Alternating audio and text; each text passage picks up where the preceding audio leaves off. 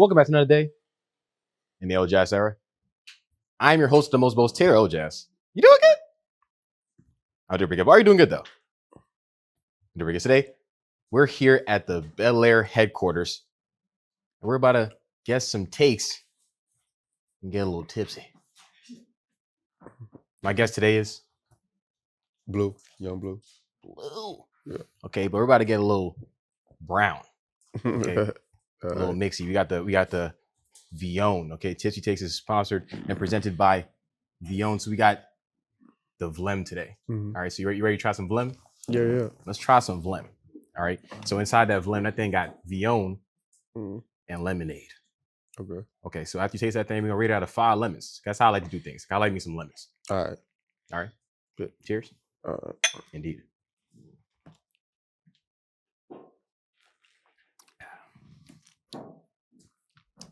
How you feel about that? She good. It's good though. Talk to him. Yeah, they're hard. Yeah, it's good. That thing make you look at the glass like, ooh. Yeah.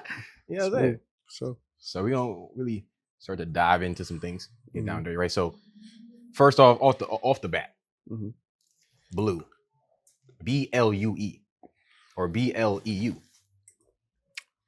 EU. Yeah. So why not UE? My name was never UE. It was never that. That's what I'm saying. So like, why you ain't go for the blue, but you went for the blue? It's just different. Different. I feel like people's name was already Blue. Yeah. BLUE. I ain't never seen nobody named BLEU. Yeah. Try to come out the gate just swinging at them. Yeah. Nah, I feel that. So you was really making waves off the rip in the independent artistry scene before they really even saw you in that mainstream level. Yeah. Okay, because I feel like some people might not know that, but they gotta know that. Yeah. They gotta know that. Sure. You know, because some people may not have even tapped in till, you know, she don't wanna go and see she angry. You know what I'm saying? They might not even know that you was pulling in all them strings before that. Yeah. Right. So sure. Independent artistry, what was that like, and how did you really gain that following? Because there's people that they really try to establish that level of emotion before they get to the mainstream level, but they don't even know how to do that.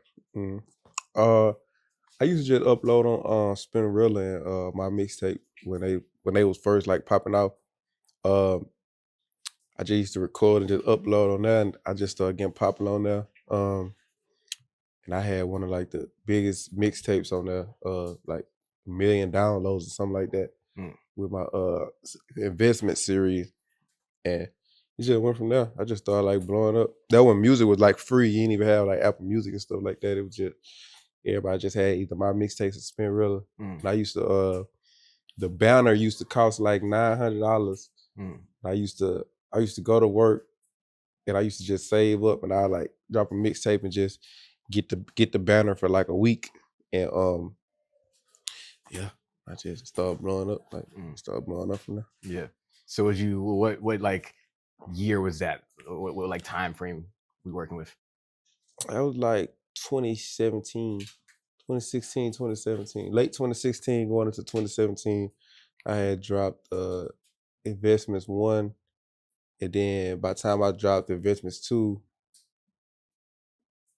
I dropped 1 through like 4 my mixtapes in Spinnerella. And then by the time I dropped Investments 5, I was started moving around and doing shows and actually making money from my music and stuff. Yeah. So how long did you say you went before you start to see a dollar? Because you talking about you uploading the platforms that they bumping that whole for $3.99. Yeah.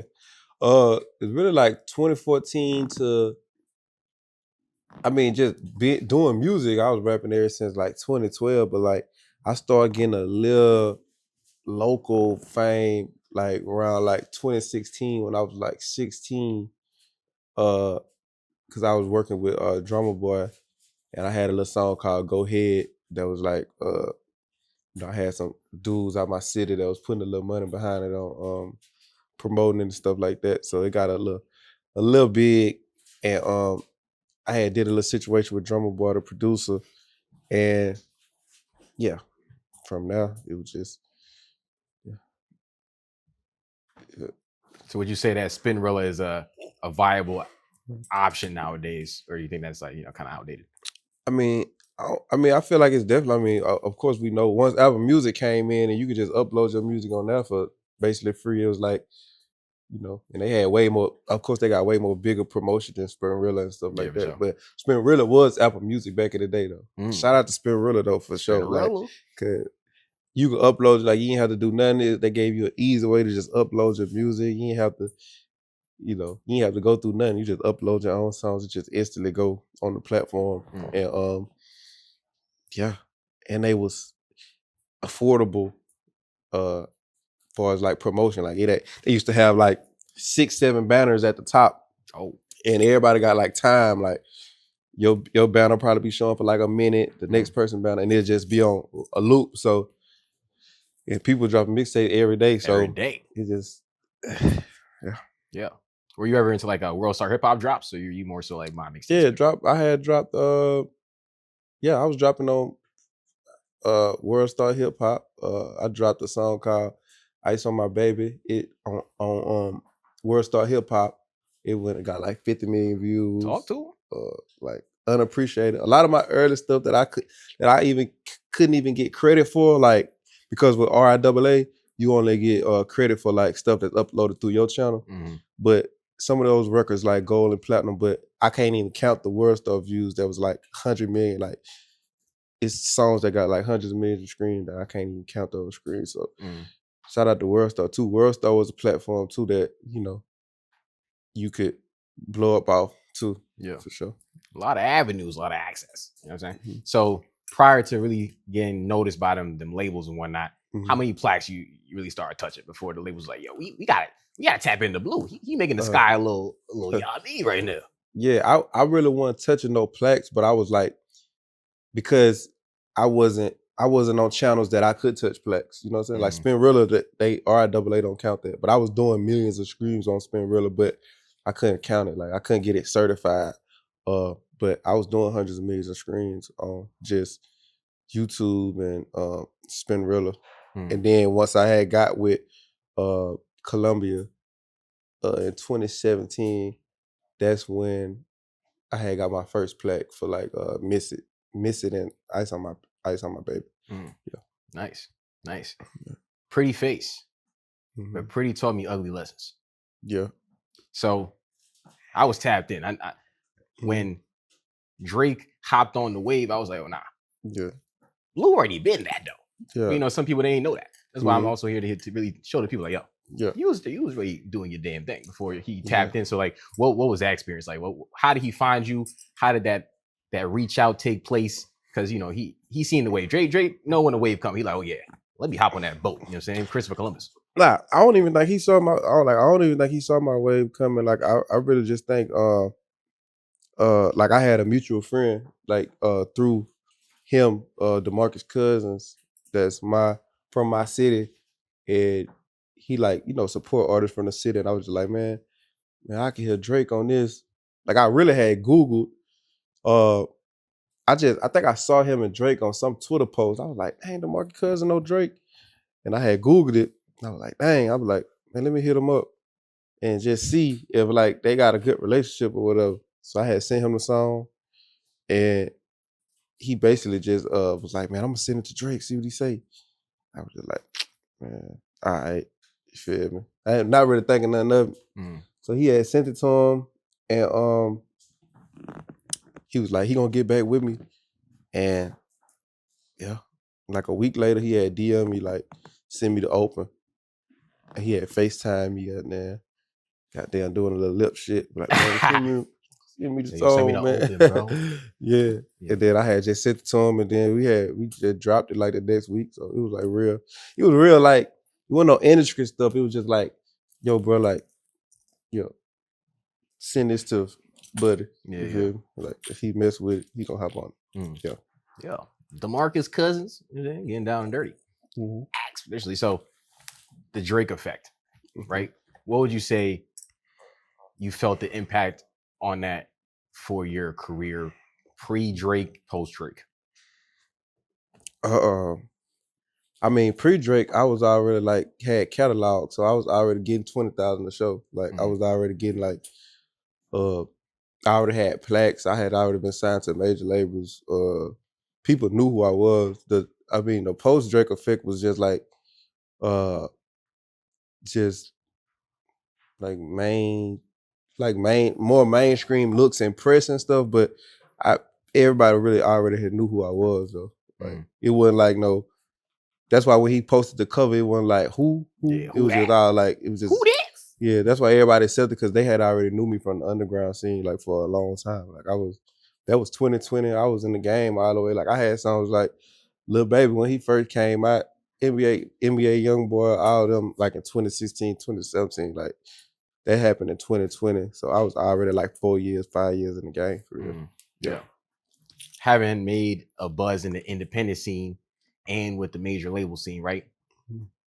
You have both perspectives, right? So if you had to really tell an artist, especially in the environment we're in today, right, which path they should kind of aim towards, what would your perspective be on that?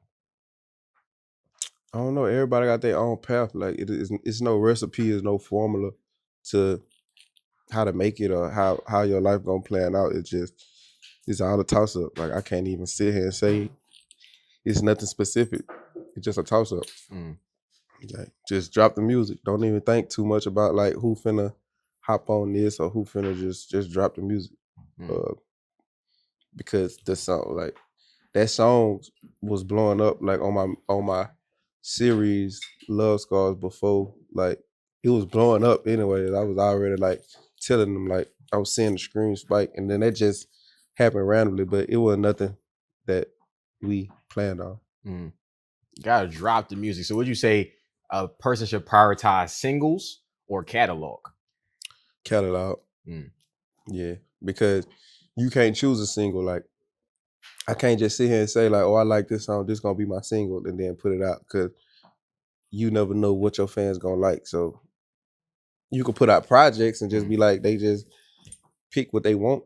You know, these days, you feel me? Back then, you probably could, but the days of coming in with screaming where 100,000 songs drop every day. It's like, how can you choose? It's too much music. Too much music. I ain't gonna lie, like a lot of music, and it's like my ears can't take it. It's like, how do I know what to bump?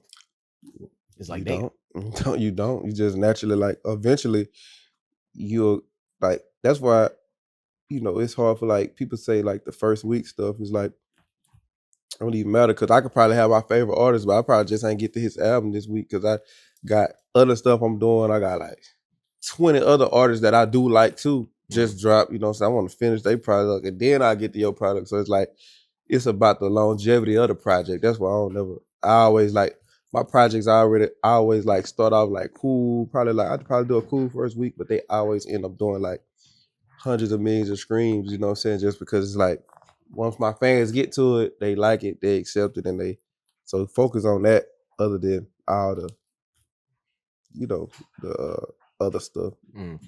That's what I do. So do you feel like the concept of first week sales has lost its impact? Yeah, nah, for sure. Yeah. I feel like don't nobody really care. Like I feel like only people that care is people like that be looking to like the normal consumer. They don't care if you sold 100,000 first week. Like if they like the music, like real fans, they don't care like what you sold. They just like you. The real fans really like to keep your music to themselves. To be honest, like I'm gatekeeping real fans don't. Yeah, real fans be gatekeepers for real. Like they really like that.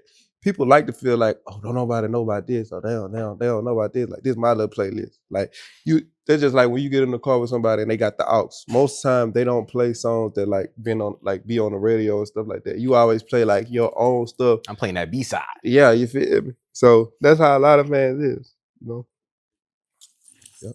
So what should they prioritize? You know, my opinion, I think they should more so prioritize like ticket sales and touring. You know what I'm saying? But what would you say since first week? That was the thing that I feel like people trying to highlight. Like, I sold 100,000 first week. Maybe my second week wasn't that good, but the first week though, I sold 100,000. I made a package that with some merch, but I still sold 100,000. So like, being if you're saying it doesn't really matter no more, what should the focus be though? Yeah, the focus should be on touring and stuff, because that's where you get to see like your music. Because you got to understand, like these your real fans. They know songs that ain't even got to be technically a hit to the rest of the world. Like your fans is gonna know if it's 2,000 fans, 3,000 fans in the building, they gonna know songs that you won't even feel like a hit. You know what I'm saying? Because they your fans. You know what I'm saying? Yeah. So that's what matters to me. You know, because that's who you touring for. That's who you touring for. Now, when you do like a radio show or something like that, they want to go. You know, these people want to hear these everybody fans. You know what I'm saying? Just coming into one place. But at your shows, it don't really matter what you play because they know all your music. They listen to the whole album. If somebody buy tickets to your concert, they listen to you for real. Because you got to look at it. Out of them people who in the crowd, it's probably them only probably like 30% of your fans for real. Or people that listen to your music. Probably not even 30%, probably like only 20%. You know, if every one of those fans came out that listen to you, you easily sell out 10, 20,000, you know what I'm saying? But it's only a small fraction. Just like Instagram, it's only a small fraction of people that see your stuff that follow you. You feel me? You probably got 1.6 million followers, but it's only probably 10,000 see it when you post, you know what I'm saying? It only pop up on. So you have to kind of like, I ain't gonna lie, this shit really like math for real. If you really get into music, it's really like math. Yeah. For real. That's why they both start with an M. You know what I'm saying? Making math, making money. Yeah. Money math. Yeah. You know what I'm saying? And we about to be making some more drinks. So let's hit that thing before we get to the next part of our conversation. Get a little cheers because we got another drink coming. So we got to down that thing. Let's get into it. I'm waiting till the next. I'm waiting till the next one. Yeah, getting to that next. We got another drink coming. But you mentioned DeMarcus Cousins being from where you from. Yeah. Where you from? Mobile, Alabama. Mobile, Alabama. Mobile, Alabama. My bad. Yeah. Correct me. Make sure I put some respect on that. My bad. Honestly, I ain't know DeMarcus Cousins was from Alabama. You just put me on that. You know what I'm saying? So were you also a hooper or like you just know each other? I used to do a little something. Little son. Okay. Yeah. So we finna see you in the next Creator League episode.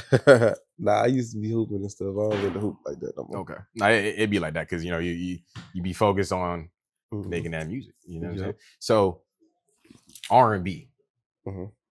Mobile, Alabama. What was the connection with you on that? You know, like the black community, we look at people like rappers. Like, oh yeah, I want to be the next biggest rapper. Yeah. But you making love songs and music that I could hit a little slow whine to. You know what I'm saying? So how that really come about in your life? Like, yo, I want to be an R&B superstar. It really just came by mistake because I used to be like a street rapper. Like when I first started, I was like rapping gangster music. Like Investments 1, Investments 2, and Investments 3 was like all gangster music. I used to do shows in like North Carolina, Mississippi, the whole little Chitlin circuit, just on like gangster music rap. And then I had I did one song on Valentine's Day called Miss It, and it just blew up. And then I was like, okay, they really, really like this. That like blew up big. So I was like, okay, they like when I sang. And I was like, I just started singing from there. Yeah. What would you say like your singing level is? Like you like a acapella, a alto, like you can hit that Mariah Carey note, or you going low with it, like you was singing Pop Smoke. Like what you feel like your range is? Nah, I ain't gonna lie. I started out really just like rap singing, and then as I kept singing, I started getting a little bit better. But I'm definitely not no Mariah Carey or nothing like that. I'm just like a, cool. I'm more like come from like I have a cool singing voice, but like my lyrics gonna make up for what I can't do vocally. My lyrics and the way I deliver it gonna make up for that. Because some people can sing, but they can't really like write or deliver songs the way I can. So like it's like a balance. Like yeah. Do you feel like you have a favorite verse? Nope. I don't got no favorite verse. Nope. What do you feel like? What song had the biggest impact for you? The biggest impact, like what was like to where you feel like, oh yeah, I dropped this, I felt good about it, and I got a good reception, and it did this for my career. I would say Miss It. Like Miss It was the first song I had that had like 100 million streams. And that was like in 2017, and it changed. That the song where really took me like nationwide, and it was, and then yeah, and it came out on Spinrilla. Yeah, it blew up from Spinrilla. So that was like an ultimate achievement because it's like You didn't even have no radio, no nothing. Like I ain't have none of that. It's just 100 million screens from YouTube, just straight viral. Yeah.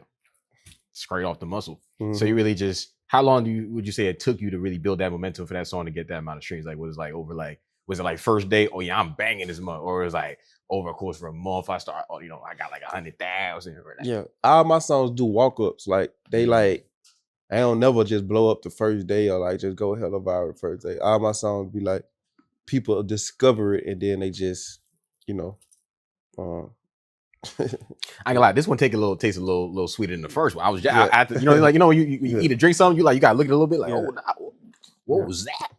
You know what I'm saying? I have to look at that one again. You know what I'm saying? I ain't gonna lie. Yeah. Down and dirty. Especially so.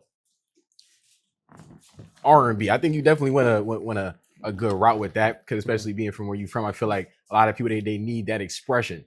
Mhm. That like gangster rap, it gives you that expression as well. But sometimes everybody be sad. Like we all like want to be in tune with our emotions. Sometimes they might not want to do it like externally. R&B not necessarily sad though. That people be thinking like R&B just depressing and sad. Like R&B not depressing and sad. We make happy songs too. We make club songs. We make R&B is everything. It's rhythm and blues. It's not sad music, depression music. It's expressing love in different ways. This could be happy, it could be sad, you know what I'm saying?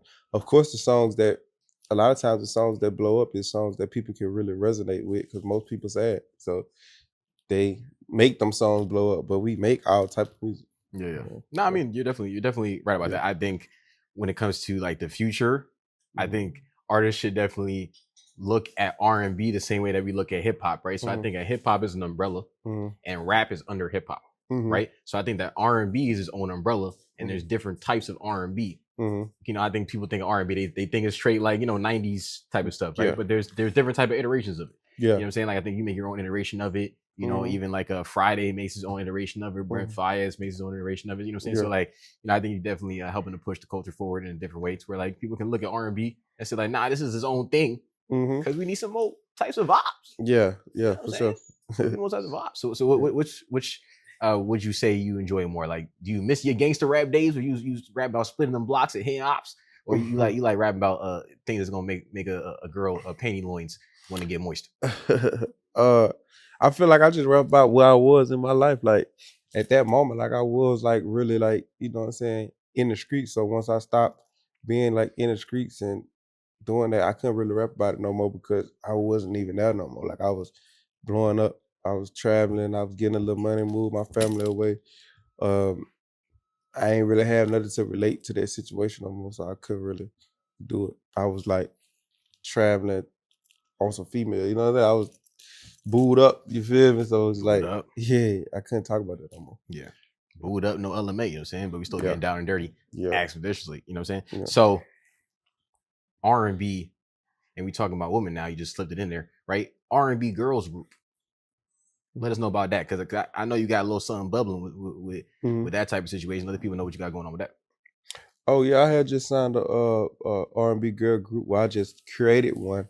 They wasn't a group before, but called Imagine, and yeah, we've been pushing them. They've been doing good, getting a hella fan base and stuff like that. So we, we working with them right now. They finna get ready to release some more music. We got collabs on my album. Yeah, that's what we pushing right now. I feel like they're gonna be my first like flagship artists that come from under my brand. You know what I'm saying? This year, next year for sure. What's the name of your label? Moonboy University. Nice.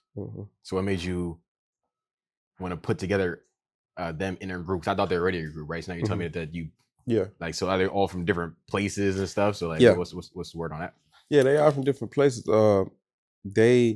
I just was thinking about a girl group. It was an idea I had one day. Then I just started looking for talent over time. I just started like piecing it together. I had signed Sante first, and we kind of like just sat for 6 months and worked on music. Then I found Jayla, then we found Aaliyah, and then I kind of just put together a trip where everybody met each other. We started recording, doing content and stuff like that, and I had posted them, and they kind of like just like started going viral and stuff like that. And then it was kind of like up from there. Mm-hmm. Nice. What is the timeline on when we can get some new music from them? They're gonna be on my album on Valentine's Day. I'm dropping the album on Valentine's Day, so yeah. They definitely gonna be on my album, and they got a song. They just did a song with Scott Storch, and they gonna be dropping after the album too. So they dropping a lot of music this year for sure. Indeed. Speaking of that new album, we gotta cheers to that new project. Yeah, we gotta cheers to that new project. You know what I'm saying? Cheers on that. Congrats. Type stuff. Expeditiously. What makes us human? Okay. What makes us human? Gotta listen to the album, man, and see. It's gonna explain it. It's gonna explain everything. What makes us human. That's a perspective that I like. What do make us human? That's a question that I'm asking. Like, yeah, like what makes us human? I don't know what makes us human. You know what I'm saying? Yeah. So it's my interpretation of what makes us human on the album. Like as you listen to it, like you'll kind of understand my perception of what makes us human, because everybody got their own perception of what makes us human. For sure. I think part of what makes us human, we all eat, poop, piss, and get horny. Physically, that's the physical part of it though. But we talk about like when we talk about music, we talk about what's the emotional side of like what makes us human. Like mistakes, imperfection, like humans, we very complex. Like our minds are very complex. You can't really understand the reaches of our mind and the decisions that we make on a day-to-day basis. We might feel like this one day, we may feel like this another day. But is that really a flaw, or is that just what makes us human? Like, can you really just say, oh, you flaw, or does everybody experience that? Does everybody have those thoughts? And that's just what makes us human. You feel me? You never know. Just got it. Purbity's nerfing. You know what I'm saying? Shout out to How I Met Your Mother. But I'm gonna touch on that physical real quick, and it's something related to that album. What makes us human? Valentine's Day. Need to tap in. Okay. Very important question. What does sex smell like? Man, what? Sex don't supposed to smell like nothing. It don't supposed to smell like nothing. You dead serious, bro? What the? I need to know. You tell me. What? I feel like when it's just bodily fluids is attacking each other, it's gonna smell like something. I don't really feel like that. I feel like when you dealing with people with hygienic, very good hygiene, I don't feel like it smell like nothing. So good sex smell like water and no Tyler. Yeah, that's what it's supposed to smell like. Supposed to smell like it don't supposed to smell like nothing. Okay, got you. So just diving a little bit deeper with that. So like, say you having a good intercourse session, right? It don't get a little sweaty and moist. Yeah, but sweat and moisture don't necessarily stink though, or it don't have a smell though. Like in a well ventilated room. Okay. Unless you're talking about having sex in like a car with the windows up or something like that. That's very possible. Like sometimes if you need it, you got to get it how you can get it. So it's subjectional then. It's subjectional. Like what?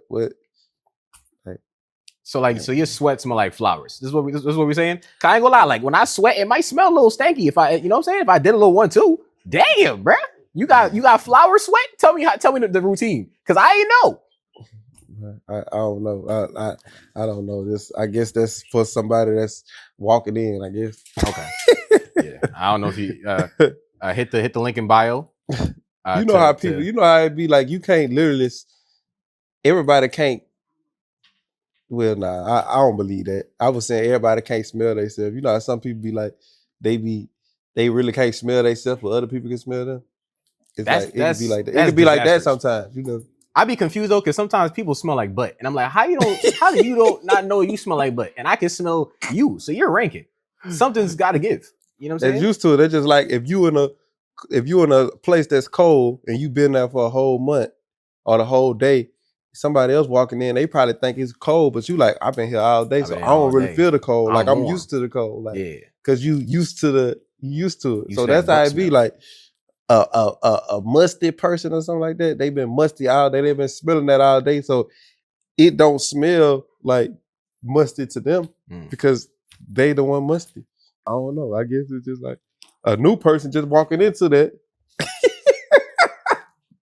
I'm trying to figure it out. You know what I'm saying? I'm trying to figure it out. You know what I'm saying? But before we get into this back half of this Tipsy Takes conversation, let's take one more shot. You know what I'm saying? Let's cheers to good smelling sex. What makes us human? Okay, I got another question for you. Yeah. How do you find out who somebody really is? Test them. What kind of test? Like when you say that, like what you mean? Like, because you got a song in the project called "The Real You." Yeah. So how do I find the real somebody? I'm trying to find it out because they be putting up their representatives, and I'm trying to get past all that. Because I'm like, yo, you're lying to me. What's the real you? I need that. You know, the person all your friends know. Like that's the real you. The one that all your friends know. Okay. Your friends know the real you. Her friend, ask her friends. They know the real her. But how am I get to the friends if I just met her? Because she gonna put the representative on for at least the first like 5 dates. You know what I'm saying? So how do I get to the friends? Because honestly, I don't even know if I want to meet the friends, right? Because then say you got the bad one, right? But then say you meet her friends and then they bad too. And it's like, damn, maybe I picked the wrong friend. So I don't even know if I want to get to the friends yet. I want to lock in with her, right? But she gave me the representative. How do I get past the representative so I can get a little bit of, you know what I'm saying? I'm trying to knock past that wood so I can get to that soft part. So I can see who he really is. So I can see if I want to continue this interaction. I don't know, man. Like, you asking very difficult like questions, bro. You just have to go through the motions. You're not gonna find out without finding out. You gotta just fuck around and find out. You just gotta fuck around. It ain't no other way. She either that or she's not. She not that. Fuck around. Yeah. They gotta find out. There ain't no finding out without finding out. You know, find out, I find out. That's a good quote. I might tattoo that on my forehead. You know what I'm saying? Ain't no finding out without finding out. Yeah. I'm jacking that. So we also trying to find out about the real you. Yeah. So you got what makes us human dropping on Valentine's Day. So we need to know what makes for a perfect Valentine's Day for young Bleu. I don't know, because I don't really like Valentine's Day. Not for men, you know what I'm saying? It's for women. So that's something you have to ask a woman, like what make a perfect Valentine's Day for them, because I don't really know, to be honest. So you don't make none of your shorties get you no type of gifts on Valentine's Day. They don't gotta eat you up. They don't gotta suck your toe. Nothing. Like, it's just you taking them out and then you it's over. I don't have no shorty. Okay. I'm married. But that's what I'm saying. So that's your wife. So your wife don't gotta do nothing for you on Valentine's Day? Yeah, but that's private though. Like, okay. I wouldn't talk about what my wife do to me. Understood. Understood. No, it's okay. You know what I'm saying? Keep your, and that's how you maintain a long-term relationship. You keep your private life private. That's how you keep a happy wife, happy life. Let them know. You can't. Oh wow. Now I'm confused. I thought you was married. Are you not happily married? You just married? Like, I'm happily married. That don't mean you're gonna be happy all the time. That's a fact. And you it's not mean they're gonna be happy all the time. It's also a fact. If they happy all the time, to be honest, they really don't love you like that. They capping. They gotta be upset sometimes. They gotta be. If don't nothing that you do affect them or make them mad, then it's like they cheat on you. Yeah. They sitting on some meat. If they think that everything is good 24/7, she's definitely eating some eggplant somewhere. She's not letting you know. Probably. But divorce rates is high. They need, just give them one tip, because you say you married happily, which means that like there's some give and take. They need a tip as to keep their marriage alive at least. Damn, it may not be happy all the time, but they're not trying to get divorced because there's a lot of paperwork and a lot of money being split. So they need a little advice. Man, I ain't gonna lie. I'm not perfect yet married. I don't really know. Like, I don't really know. I'm lost myself, bro. I'm still finding out myself. Golly, boy. Just get divorced. It sound like hang it up. He don't even know. He in it and he don't even know. You don't know. Once you get married, you'll understand that you don't know. If you think you know, whatever you think you know, I don't know. You're not gonna it's not gonna be that what you think you know. Yeah. Just spank it. Don't even get married. It sounds like be by yourself. You know what I'm saying? But we also got to find out some information, because I want to help you clear it up. Because we heard some things. And once again, I'm just going off of what we heard, and I just want to get your perspective. We heard out of an individual's mouth that you forged your name or his name on some contracts. Who? Mr. Boosie. Mr. Boosie said you forged some contracts with his name or your name. We're just trying to figure it out. We just want to know. I did interviews about that already before. Okay. Yeah.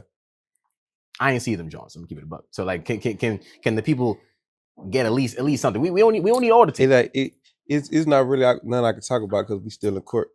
Okay. Yeah. So it ain't really nothing I can talk about like that. I got you. I can just say that it's not true though. See, that's how you clear it up. Hey, we in court, but I will let you know I ain't do that, ho. Yeah. You know what I'm saying? That's what you tell your wife. He was like, yo, I'm trying to be happily married. That hoe, I don't even know that hoe. Yeah. But that's different though. It's like you trying to insinuate that I'm lying. No, I'm not. I'm not trying to put nothing in your you know what I'm saying? In your mouth. Pause. You know what I'm saying? Not what I'm trying to do. But one thing I do want you to let people know, right? When is that project dropping? And where can they get that? Valentine's Day. And you can get it anywhere. Anywhere you can stream music. Anywhere you can stream music. Young Blue, tell me where they can follow you at. Where they can follow me at? Yeah. They gotta find out more about Blue. I guess Instagram. I don't really Instagram, Blue Van Draws, Instagram. Getting down and dirty. Expeditiously. We here at Tipsy Takes with Taylor, Elajas. We sipping that Vlem. This that Vlem. Right? Let's get one more cheers before we get up out of here. Good Vlem. Tipsy Takes. We here at the Bel Air headquarters. Getting down and dirty. Expeditiously. Make sure you go ahead and subscribe to the channel. Turn on the post notification bells every time we drop a new damn video. Okay, make sure you follow Taylor, Elajas on all socials. We outside getting down and dirty. Expeditiously. Chilling with your friends for the week. We could be honest. I got a bad girl, we can get away. All your broke niggas couldn't say the same. She my bad girl, she my freak. I'm way too young to be humble. Way too good to be casual. She my bad girl, she my freak.